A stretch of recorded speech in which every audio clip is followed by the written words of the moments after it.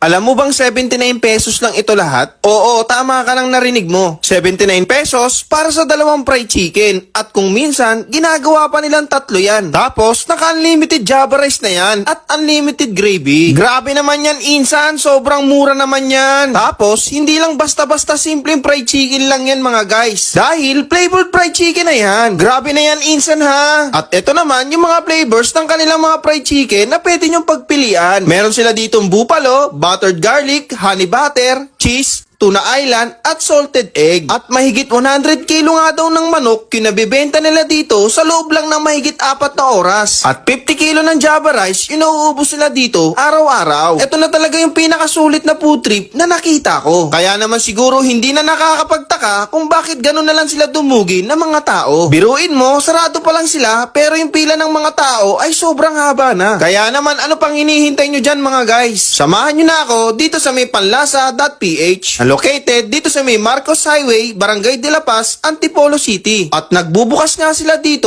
tuwing 5 to 6 p.m. hanggang sa maubos. At ito naman yung kanilang landmark. Nasa tapat lang sila mismo ng Rock Hard Construction Supply. At medyo madami yung katulad ng ganitong mga nagtitinda dito mga guys. Para hindi kayo malito, ito yung logo nila. Dito tayo ngayon sa Antipolo para tikman. Ito nagtitrending na 79 pesos tapos dalawang manok na.